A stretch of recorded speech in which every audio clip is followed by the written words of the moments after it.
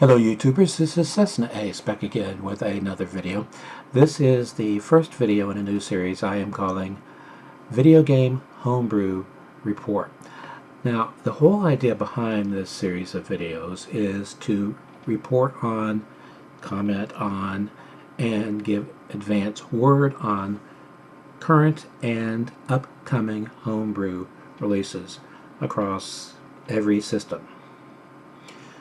Now, as it so happens, this video is concentrating on the systems I collect for, but that's a lie.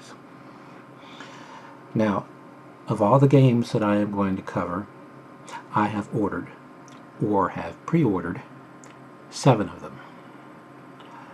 But I'm not going to tell you which ones. I'll let you try and figure that out.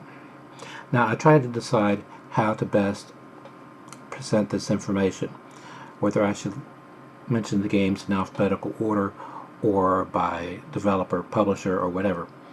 I finally decided to go with breaking them down by system. Now, first up, the Sega Master System.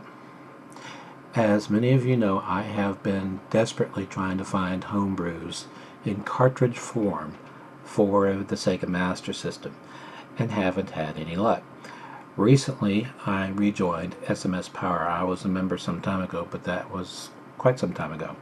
Now, if you've ever been to SMS Power, you know that they have an annual homebrewing contest. People submit homebrews, which remain on their site, but they're only available as downloads to be played on emulators, which I have zero interest in. I want to play them on the actual hardware the game was designed for, in or on the media that was designed to be played on that system, if that makes any sense, whether it's cartridge or disc. Now, I started a thread at SMS Power, and I also started contacting some of the developers because that information is given for each of the homebrews that are up there.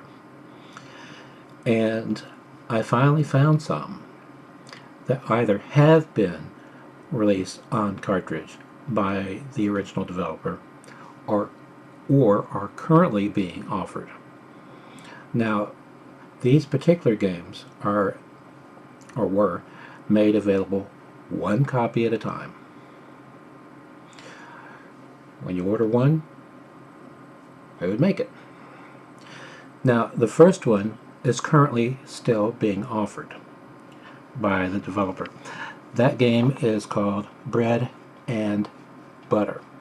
Now, this game, like all of the others that I'm going to mention for the Sega Master System, while they are still available as downloads at SMS Power, they have been debugged and in some cases enhanced for the actual cartridge release.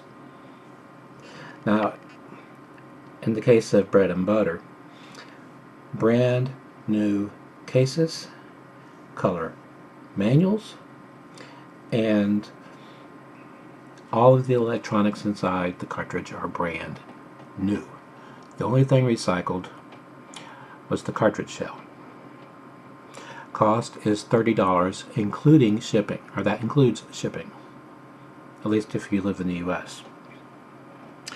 The second game that I'm going to mention for the Master System was one that was offered by someone in the UK. It looks like a really good game too, Digger Chan. Unfortunately, it is no longer being offered. So if you didn't get one of those original cartridges, chances are you're not going to find it unless the developer suddenly decides to go ahead and offer it again. Next up is a game that's technically not a homebrew. It is a prototype for a game that was originally intended to be released in Europe. It was the follow-up to a game that was only released for the Master System in Europe and Brazil. And that game was Lemmings. This follow-up game is called Lemmings 2: The Tribes. It is being offered for 30 euros and comes in a new case, cartridge, color manual, and it is going to, or is being shipped anywhere in the world, from what I understand. I already have 3 prototypes for the Master System, but I bought all 3 of those from the NES dump. Hook, which was going to be published by Sony, wound up they only released it for the NES. They canceled the SMS release. Pat Riley Basketball, likewise, it was finished and then canceled before being released. And then a game developed by Sega, Sonic EduSoft, or as some sources name it, Sonic's EduSoft, an educational title starring Sonic. After Sega developed it, they canceled the release. So I have those 3. They're on NTSC cartridges. But all of these other games are not. They're designed to be played on either a PAL or an NTSC system. Next up is another genuine homebrew for the Master System called Porkopolis Reduced Fat. $30, everything brand new except for the cartridge shell. Okay, now moving on to the Sega Genesis / Mega Drive. A lot of games here. First up, and I believe I mentioned this game already, Beggar Prince. It is currently being offered as a pre-order for another run. Before Pure Solar, this was the most popular homebrew for the Genesis / Mega Drive. So it had a number of runs. Well, it's being offered again. Cost, not including shipping, $55. Another game that they're offering as a pre-order at Super Fighter Team is called Cascade. It's being offered as a pre-order for $40. Next comes a game I already have a copy of. It is no longer available. It is sold out. From Super Fighter Team, Legend of Wukong. They initially made 600 copies. As I mentioned, all of them sold out. But they are talking about offering it again, and if they do, it's going to be a pre-order situation. So you may want to keep your eye on Super Fighter Team if you missed out on Legend of Wukong, an RPG, and you want to go ahead and get it. Next up is a game Super Fighter Team is offering as a pre-order, Magical Girl. Now, I mentioned Pure Solar. That is being offered again.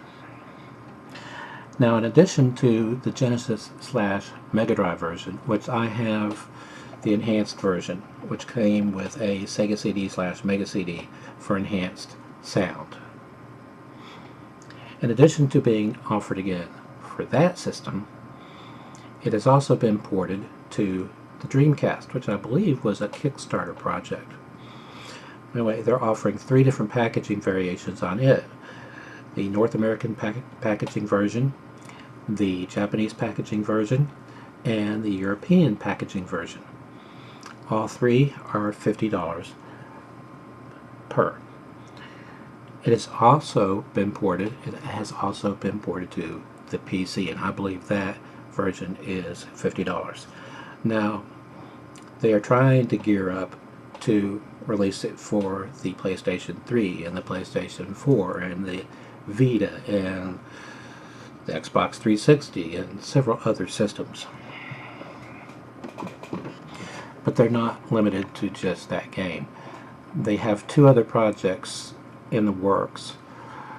One they label Project M, and the other one I think is Project J.